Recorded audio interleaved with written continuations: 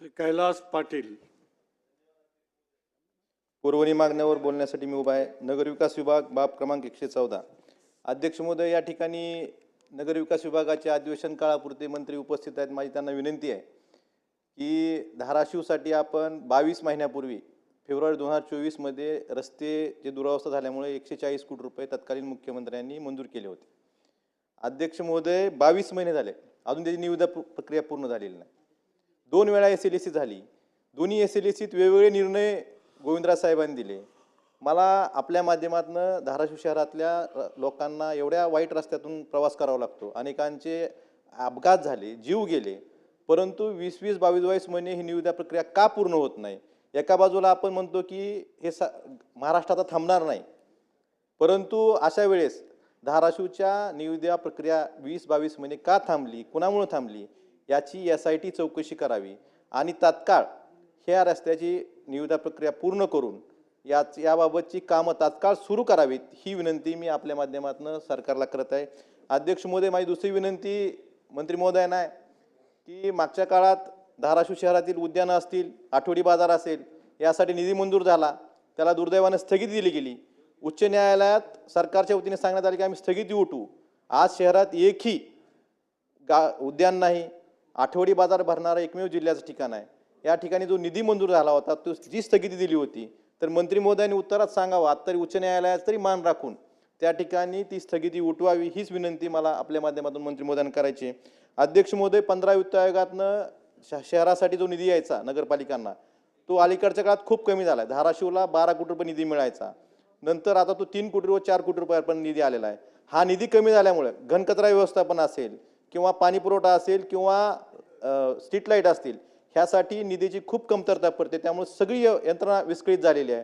तरी माझी विनंती आहे की पहिला ज्या प्रमाणात निधी शहराला मिळत होता त्या प्रमाणात निधी मिळावा. आणि गेले वर्षभर झालं 15 वित्त आयोगाचा निधी एकही हप्ता नगरपालिकेला मिळाला नसल्यामुळं सगळी कामं, कचऱ्याचे घनकचरा असेल, पाणी पुरवठा असेल किंवा स्ट्रीट लाईट असेल, ही कामं विस्कळीत झालेली आहेत. तर हा निधी तात्काळ नगरपालिकेला वर्ग करावा, ही विनंती करतोय. अध्यक्ष महोदय, धाराशिव शहरातला कचरा डेपो हा कचऱ्याचा खूप मोठा प्रश्न बनलेला आहे. कचरा डेपो शहराच्या मधोमध आलेला आहे आणि कचऱ्याचे डोंगर साठलेले आहेत. अध्यक्ष महोदय, माझी आपल्या माध्यमातून सरकारला विनंती आहे, ह्या कचऱ्यावर प्रक्रिया करून हे कचऱ्याचे डोंगर शास्त्रीय पद्धतीने प्रक्रिया करून ते कचऱ्याचे डोंगर पूर्णपणे नष्ट करावेत आणि दुसऱ्या बाजूला तो कचरा डेपो शहराबाहेर हलवावा. कारण त्या शहरात मधोमध कचरा डेपो आल्यामुळं त्या ठिकाणी आग लागून किंवा त्याच्या दुर्गंधीमुळे श्वसनाचे रोग व्हायलेत, अनेक नागरिक आजारी पडत आहेत. त्यामुळे कचरा डेपो शहराच्या बाहेर हलवावा, ही विनंती आपल्या माध्यमातून सरकारला करतोय. अध्यक्ष महोदय, पाणी पुरवठा विभाग बाब क्रमांक 432. अध्यक्ष महोदय, माझ्या मतदारसंघातील तेर, डोकी, कसबे तरोळा आणि येडशी या 4 गावची एक प्रादेशिक पाणी पुरवठा योजना आहे. त्यासाठी सरकारच्या वतीने एक सोलर प्रकल्प मंजूर झाला, कार्यान्वितही झाला, मंजूर झाला, पूर्णही झाला, परंतु MSEBने नेट मीटरिंगची अट टाकल्यामुळे 2 कोटी रुपये बिल थकीत आहे. आपण जवळपास 1 ते 1.25 कोटी रुपये खर्च करून त्या ठिकाणी सोलर प्रकल्प उभारलेला आहे. आज ती लाईट डिस्कनेक्शन आहे, पाणी पुरवठा बंद आहे. माझी सरकारला विनंती आहे की आपण ते हप्त्याने पैसे भरू, पण आज जो सोलर प्रकल्प उभारलेला आहे त्या प्रकल्पाच्या माध्यमातून त्याचा उपयोग करून घ्यावा आणि त्याला नेट मीटरिंगमुळं MSEB कनेक्शन देत नाही. माझी पाणी पुरवठा मंत्र्यांना विनंती आहे की आपण सरकारच्या माध्यमातून त्यांना आदेशित करावं की त्या ठिकाणी तो प्रकल्प चालू करून वीज पुरवठा चालू करावा. त्यामुळं जे 4 गाव, जवळपास 40 ते 50,000 लोकसंख्या आहे, ह्या 4 गावचा पाण्याचा प्रश्न कायमचा मिटेल आणि विजेचा जो बोजा वाढतोय तोही या ठिकाणी मिटेल. अध्यक्ष महोदय, तसेच जलजीवन मिशन अंतर्गत जे बरीच कामं 1 मिनिटात संपवतो अध्यक्ष महोदय, 40 ते 50% कामं पूर्ण होऊन निधी नसल्यामुळे कामं सगळी अर्धवट आहेत. रस्ते खोदून ठेवलेत, सगळ्या गावातल्या रस्त्यांची चाळण करून ठेवलेली आहे.